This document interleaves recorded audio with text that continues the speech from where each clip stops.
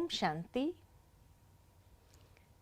भारत पावन देश है, पवित्र भूमि है जहाँ देवी देवताओं का वास होता था और इसकी पवित्रता को बनाए रखने के लिए समय प्रति समय यहाँ पर अनेक त्योहार, व्रत, पर्व मनाए जाते हैं। और इन पर्वों के पीछे, इन त्योहारों के पीछे बहुत सुंदर भाव होता है। इतना ही नहीं, लेकिन उसके पीछे एक बहुत गहरा अर्थ समाया होता है। जब उस अर्थ को समझने लगते हैं तो उस त्योहार की, उस पर्व की महत्ता हमारे दिल में और बढ़ जाती है।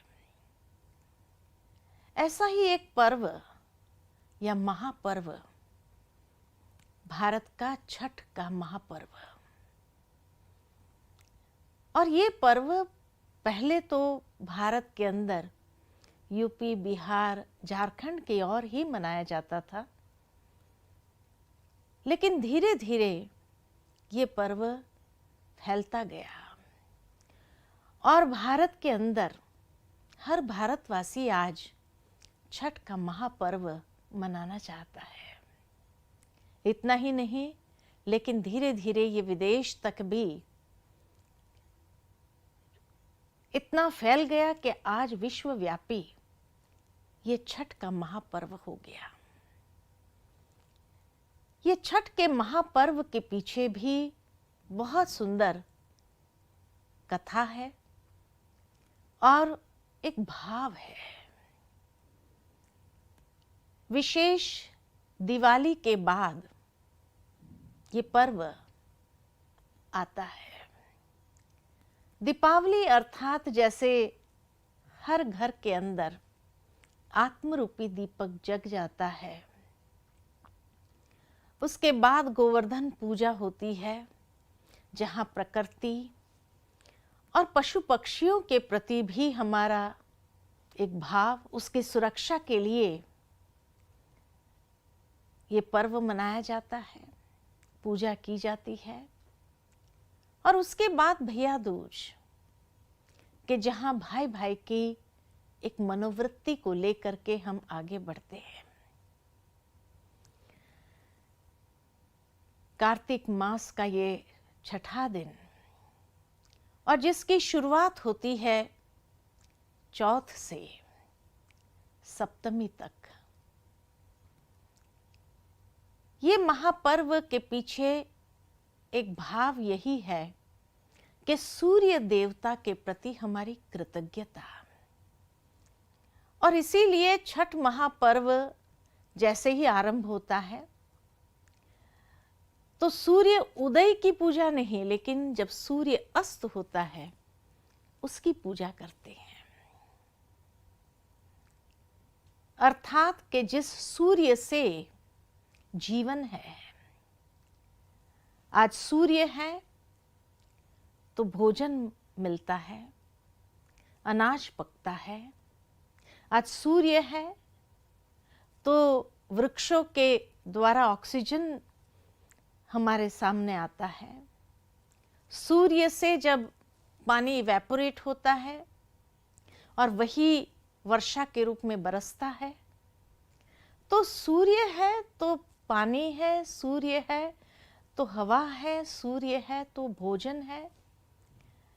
और इसीलिए अब सीजन जब परिवर्तित होती है तब सूर्य के प्रति एक कृतज्ञता। और इसीलिए जब ढलते सूरज को ये आर्घ्य देते हैं, माना हमारे मन की भावनाओं के माध्यम से शुक्रिया अदा करते हैं। साथ ही साथ कहा जाता है कि ये त्योहार जब आता है तो विशेष सफाई होती है, चारों ओर कोना कोना साफ हो जाता है और बड़ी स्वच्छता के साथ इस पर्व को मनाया जाता है। घर की सफाई, इतना ही नहीं परंतु घर के सभी सदस्य अपने शरीर की भी सफाई अर्थात नहा धो करके सुबह सुबह फिर अपना कामकाज आरंभ करते हैं। बिना स्नान किए रसोई घर में भी नहीं जाते हैं। साथ ही साथ इन दिनों में जो पवित्रता, मन की पवित्रता, तन की पवित्रता, वातावरण की पवित्रता, घर की पवित्रता को मेंटेन किया जाता है। और इसलिए भोजन के लिए भी कहा जाता कि इन दिनों में कोई भी प्रकार का अशुद्ध भोजन नहीं किया जाता है। वहां तक कि नमक और प्याज लहसुन आदि भी खाने की स्वीकृति नहीं होती है। इतना शुद्धिकरण से यह त्योहार मनाया जाता है।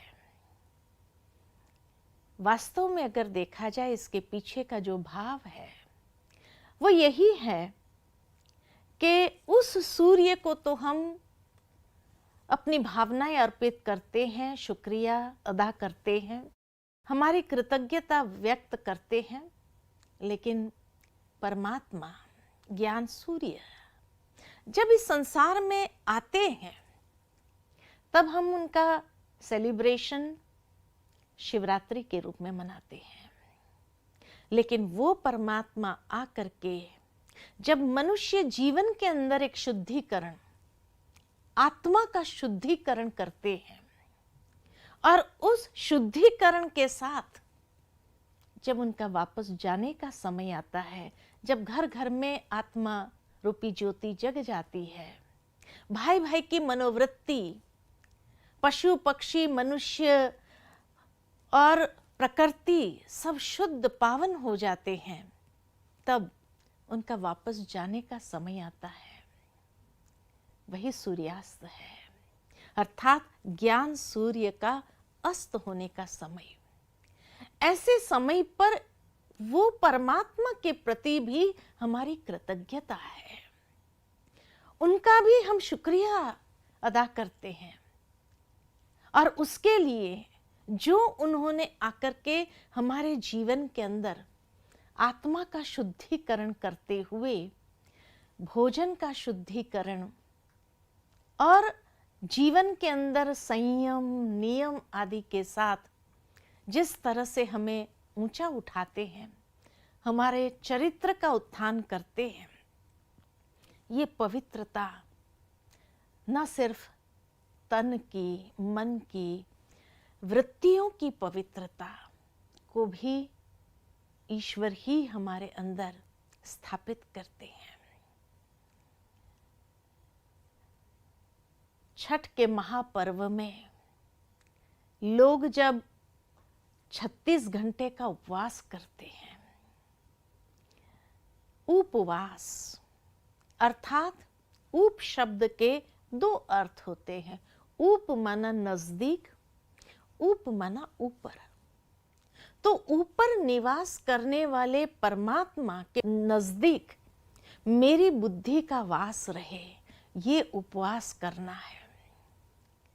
अर्थात जब ईश्वर को इतना निरंतर हम याद करते हैं, स्मरण करते हैं, तब उसकी शक्ति सकाश हमारे जीवन के अंदर आती है।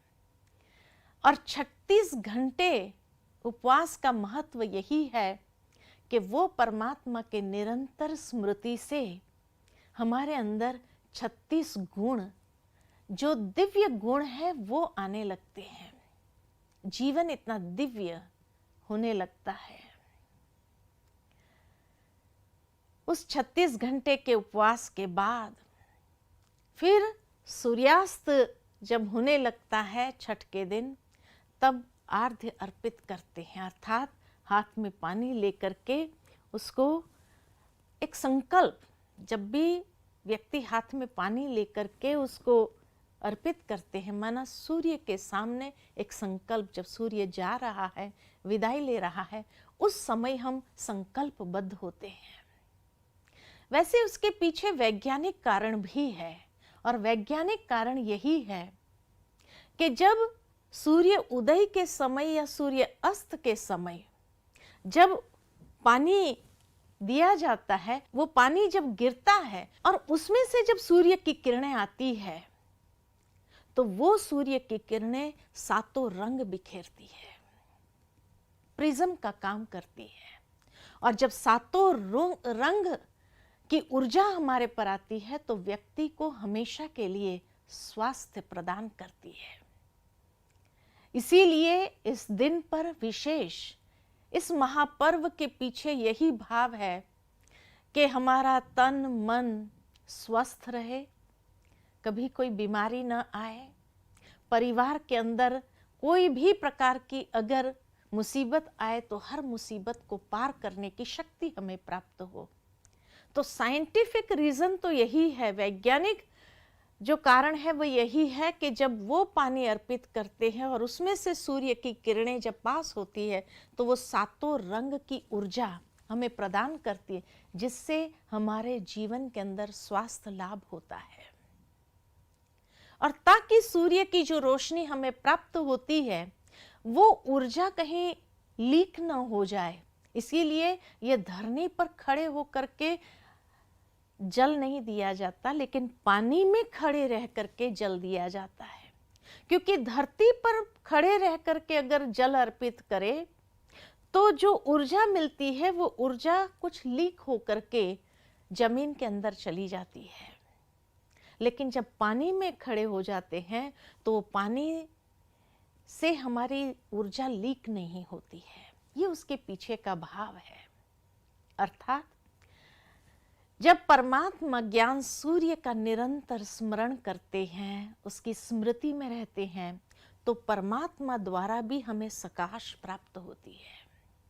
और वो सकाश यानी सातों गुणों की ऊर्जा, आत्मा के जो 7 गुण हैं, आत्मा के सातों गुणों की ऊर्जा विकसित होने लगती है। और जहां मन इतना प्रसन्न हो जाए, आत्मा इतनी स्वस्थ हो जाए, तो शरीर तो जरूर है स्वस्थ रहेगा ही। तो इसलिए पानी में खड़े रह करके, ताकि वो ऊर्जा लीकेज न हो जाए, भावार्थ ये कि हमें अपने जीवन के अंदर भी जो परमात्मा से ऊर्जा प्राप्त होती है उसको व्यर्थ नहीं जाने देना है, उसको संपूर्ण रीति से अंदर में समा के रखना है। साथ ही साथ जल अर्पित करने का भाव एक प्रॉमिस, एक प्रतिज्ञा। जब भी कोई प्रतिज्ञा करता है तो जल हाथ में लेकर के फिर प्रतिज्ञा किया जाता है। ठीक इसी तरह जब ईश्वर इस संसार में पुनः सतयुग की स्थापना करके जब उनका जाने का वक्त आता है तो सतयुग में हम उसके प्रति कृतज्ञता व्यक्त नहीं करेंगे, वहां तो ये स्मृति भी नहीं रहेगी। इसीलिए जाने से पहले ही हम उसके प्रति ये कृतज्ञता व्यक्त करते हैं, साथ ही साथ दृढ़ संकल्प करते हैं। और संकल्प जब करते हैं तो वो संकल्प पूर्ण करना होता है कि ईश्वर ने जो शिक्षाएं हमें दी है, जो ज्ञान हमें दिया है, उस ज्ञान को संपूर्ण रीति से हम अपने अंदर समाकर उन शिक्षाओं को अपने जीवन के अंदर धारण करते हुए हम इस संसार को परिवर्तन करने के लिए प्रतिबद्ध होते हैं। ये संकल्पना हमें करनी है। परमात्मा के इस दिव्य कार्य में जो मददगार बनते हैं, तो जब तक पूर्ण न हो तब तक हम चैन की सांस नहीं लेंगे। ये प्रतिज्ञा हम ईश्वर के सामने करते हैं कि हम आपके मददगार हैं और अंत तक हम आपके मददगार बने रहेंगे, ये संसार परिवर्तन के कार्य के लिए। दुनिया के अंदर छठ का जब समय आता है तब ऋतु परिवर्तन होती है। ऋतु परिवर्तन होकर के जब शीतकाल आने लगता है तो जरूर है कि उस ऋतु परिवर्तन में कई प्रकार के बीमारियां भी आ जाती है अगर ध्यान नहीं रखा गया तो इसीलिए भावार्थ ये है कि जब ये संसार परिवर्तन का समय है, इस संगम के समय पर हम खड़े हैं, जब एक तरफ कलयुग जा रहा है, दूसरी ओर सतयुग आ रहा है, ये संधिकाल के समय पर हम खड़े हैं। और ऐसे संधिकाल के समय पर अगर हमने भी ध्यान नहीं रखा, हम अगर संकल्पबद्ध नहीं हुए, तो जरूर है अनेक प्रकार की माया की बीमारी लग सकती है, आ सकती है, जो व्यक्ति को राह भटका सकती है। इसीलिए ये संकल्प करना जरूरी होता है। ये कृतज्ञता जब हम व्यक्त करते हैं तो जरूर है, दुनिया में कहा जाता कि सूर्य को के प्रति जब कृतज्ञता देते हैं तो सूर्य प्रसन्न होकर के वरदान देते हैं। मन की हर कामना को पूरी करने के लिए साथ में सूर्य भगवान के साथ में कहा जाता है छठी मैया होती है। दुनिया में कथा ये है कि सूर्य की 2 पत्नियां थी, एक उषा, एक प्रत्युषा। उषा काल मन सुबह, प्रत्युषा मन नम शाम का काल। और इसीलिए छठी मैया को जब हम राजी करते हैं, सूर्य के प्रति कृतज्ञता व्यक्त करते हुए, तब वो हर मनोकामना को पूर्ण करती है। और इसीलिए यहां परमात्मा जब इस संसार में अवतरित होते हैं तो ब्रह्मा के साकार तन में, और ब्रह्मा वो भी मां है, छठी मैया है। और इसीलिए उस ब्रह्मा मां भी, कोई भी ऐसी मनोकामना होती है तो उस ब्रह्मा मां के सामने रखो, उस छठी मैया के सामने रखो, तो वो हर मनोकामना पूर्ण करती है। फिर भी मां का हृदय मां का होता है, इसीलिए वो बच्चों की हर कामना को पूरी करती है। तभी इस छठ महापर्व पर जिनको संतान नहीं होती है, वो संतान की कामना करते हैं, संतान की कामना उनकी पूरी हो जाती। जिनको संतान है वो अपने संतान के स्वास्थ्य के लिए, उनके बल बुद्धि आदि विकसित हो, उसके लिए कामना करते हैं, वो कामनाएं भी पूरी होती है, ऐसा माना जाता है। ठीक इसी तरह परमात्मा ज्ञान सूर्य जो है वो ज्ञान तो हमें देते हैं, लेकिन साथ ही साथ हमारे मन की हर कामना पूरी करने के लिए छठी मैया यानी ब्रह्मा माँ के रूप में हम सबको प्राप्त है। ब्रह्मा इसीलिए कहा कि जो हर एक की मनोकामना को पूर्ण करते हैं और उस मनोकामना से हम स्वर्ग जैसे सुंदर संसार में जा सकते हैं। दूसरा कहा जाता है कि ये महापर्व एक ऐसा महापर्व है जिसमें कोई पंडित पूजा नहीं करवाता है, परंतु गृहस्थी लोग अपने आप में ये पूजा करते हैं। ठीक इसी तरह परमात्मा जब इस संसार में आते हैं तो घर घर को स्वर्ग बनाते हैं। जहां गृहस्थ धर्म में रहते हुए, गृहस्थ जीवन में कैसे वो गृहस्थ आश्रम बनाए, जैसे श्री लक्ष्मी और श्री नारायण का गृहस्थ है। तभी भारत में ये कहावत है, नर ऐसी करनी करे जो नर नारायण बने, नारी ऐसी करनी करे श्री लक्ष्मी बने। अर्थात परमात्मा आकर के ज्ञान गंगा में डुबकी लगवाते हैं, इसीलिए गंगा के किनारे पर ये पूजा की जाती है।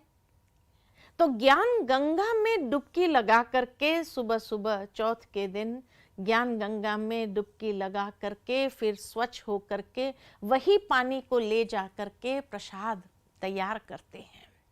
अर्थात परमात्मा आकर के ज्ञान गंगा जो प्रवाहित करते हैं, उस ज्ञान गंगा में हमें डुबकी लगानी है, अर्थात उस ज्ञान को जीवन के अंदर धारण करना है। और उस ज्ञान के आधार से ही, ज्ञान के मनन चिंतन से ही हम भोजन तैयार करें, तब वो भोजन भोजन नहीं रहता है, लेकिन वो भोजन प्रसाद का रूप बन जाता है और वो प्रसाद के रूप में सभी को बांटा जाता, प्रसाद स्वीकार कराया जाता है। अर्थात जब ज्ञान के मनन चिंतन से इतने शुद्ध संकल्पों के साथ, परमात्मा की स्मृति के साथ जब भोजन तैयार किया जाता है और वो प्रसाद बन करके हर एक को स्वीकार कराया जाए, साथ ही साथ इस महापर्व के समय पर कहा जाता है कि छठ के दिन सूर्यास्त जब हो जाता है उसके बाद लोग घर नहीं आते हैं, अक्सर गंगा के किनारे पर ही रहते हैं, वहीं सोते हैं ताकि उगते सूरज को भी वो प्रणाम करे, उनका भी आशीर्वाद ले। इसीलिए रात भर में छठ के बहुत सुंदर गीत गाते हैं, मनोरंजन करते हुए, या अगर नींद भी आ जाए तो वहीं सोते हैं ताकि सुबह के सूरज को भी वो आर्घ्य अर्पित कर सके। भावार्थ ये है कि परमात्मा इस संसार में जब आते हैं तो आने के साथ साथ ज्ञान गंगा प्रवाहित करते हुए हमारे जीवन को परिवर्तन करते हैं। समय का परिवर्तन होता है, संस्कारों का परिवर्तन होता है, संस्कारों में नवीनता आ जाती है, भाई भाई की वृत्ति जागृत हो गई, और उसके बाद जो सुंदर समय भविष्य का आ रहा है वो समय भी हमसे छूट न जाए, इसीलिए उस समय में भी हमें प्रवेश करना है। अर्थात वो सतयुगी दुनिया के आरंभ से ही हमें उस दुनिया में जाना है, ये नहीं कि समय बीतने के बाद हम पहुंचे, तो वो समय तो किसी के लिए रुकता नहीं है, वो समय तो चला जाता है। और उस परमात्मा के आशीर्वाद से वंचित हो जाए, इसीलिए रात को बैठ करके छठ के सुंदर गीत गाते हैं, छठ की महिमा गाते हैं, छठी मैया की महिमा गाते हैं। भावार्थ यही है कि उस परमात्मा की स्तुति करते हुए, उसकी महिमा करते हुए, हम निरंतर उसके याद में रहते हुए उस पावन दुनिया के प्रवेश काल में भी हम साथ साथ रहे। इसीलिए उस ज्ञान सूर्य परमात्मा के आशीर्वाद को, वरदान को इस तरह से अपने जीवन में अनुभव करें कि हम श्री लक्ष्मी और श्री नारायण के, श्री गणेश जब होता है तो उस श्री गणेश में उनके साथ साथ रहे। कितना सुंदर भाव है। साथ ही साथ जब ये छठ महापर्व की पूजा होती है तो उस समय जो सामग्री ली जाती है, खास करके सारी सामग्री सूप में डाल करके ले जाते हैं। अब सूप में क्यों डाला? सूप की विशेषता है, कभी भी अनाज साफ करते हैं महिलाएं तो सूप के अंदर जो चीज होती है, तो जब उसको झटकते हैं तो कचरा बाहर निकल जाता है, अच्छी चीज अंदर जाती है। तो सूप के अंदर माना हम अपनी बुद्धि को भी सूप की तरह बनाए तो कचरा, व्यर्थ बातें बाहर फेंक दे और अच्छी बातों को ग्रहण कर ले। साथ में सारे फल की टोकरी पूरी सजाई जाती है और रखा जाता है उस सूप के अंदर। भावार्थ ये कि हमारे जीवन को भी ऐसा प्रत्यक्ष फलों की तरह सात्विक, सतो प्रधान बनाना है। उसमें भी जो नारियल होता है, अर्थात बाहर का हिस्सा कड़क होता है, अंदर एकदम नरम होता है। अर्थात मनुष्य भी आज नारियल की तरह जो बन गया है, बाहर के अभिमान और अज्ञान के अहंकार के साथ जीता है। इसलिए हर मंदिर में वैसे भी देवताओं के आगे नारियल को फोड़ा जाता है, चढ़ाया जाता है। उसमें भी आधा चढ़ाते हैं, आधा परिवार के लिए प्रसाद के रूप में ले जाते हैं। अर्थात हमें भी अपने अज्ञान का ब्रह्म तोड़ना है। अज्ञान का अहंकार, अज्ञान से ही अहंकार निर्मित होता है, तो उस अहंकार को तोड़ना है। तब अंदर जो हमारा वास्तविक व्यक्तित्व है वो इतना सुंदर स्वच्छ है, उस स्वच्छ सुंदर व्यक्तित्व को निखारना है, उसको बाहर ले आना है। और वही व्यवहार के अंदर बांटना है हर एक के साथ प्रसाद के रूप में। और प्रत्यक्ष फल हम अपने संकल्प के माध्यम से ईश्वर को अर्पित करते हैं, अर्थात कि ये सारा फल जीवन के अंदर हर फल की कोई ना कोई विशेषता महत्ता है। जिस तरह से कोई भी फल लिया जाए, जब उसका सीड होता है, सीड बहुत हार्ड होता है, अर्थात अंदर से हमारा मनोबल मजबूत हो, लेकिन बाहर व्यवहार के अंदर सॉफ्टनेस, जूसी, अर्थात सबके साथ मिलनसार रहे, ऐसे भी फल होते हैं। दूसरा, चंदन की लकड़ियां विशेष रखी जाती है, अर्थात कि जब इस तरह का परिवर्तन हम अपने जीवन के अंदर लाते हैं तो चंदन सी खुशबू सारे संसार के अंदर फैलाते हैं, समाज के अंदर फैलाते हैं और सबके प्रति हमारे अच्छी भावनाएं प्रवाहित करते हैं, उसमें कोई दिखावा नहीं। तो छठ का ये महापर्व 4 दिन चलता है और उसके बाद खुशियां ही खुशियां मनाई जाती है। तो दिवाली से कंटिन्यू होते होते छठ के महापर्व के दिन या सप्तमी के सुबह में ये पर्व की समाप्ति होती है। कितना सुंदर भारत के अंदर हर पर्व, हर त्योहार के पीछे एक भाव होता है, और जब ऐसी कृतज्ञता हमारी ईश्वर के प्रति, ऐसा ग्रैटिट्यूड हमारा ईश्वर के प्रति हो, तो वो ग्रैटिट्यूड से परमात्मा के वरदान के भी अधिकारी बन जाते हैं। ऐसा जब हम जीवन जीते हैं, यही प्रत्यक्ष स्वरूप हमारा प्रत्यक्ष फल के रूप में हम उन्हें अर्पित करते हैं, तो जरूर है कि ईश्वर की दुआओं के भी पात्र बन जाते हैं। तभी कहा जाता है कि खाली स्वयं संतुष्ट रहे इतना नहीं, लोग हमसे संतुष्ट रहे इतना नहीं, लेकिन हमारा जीवन इस क्वालिटी का हो कि ईश्वर भी मुझसे संतुष्ट होकर के ईश्वर का दुआओं का हाथ मेरे ऊपर आ जाए।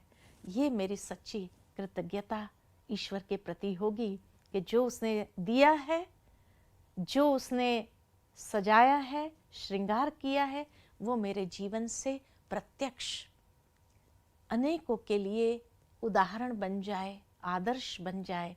ये हमारी कृतज्ञता है।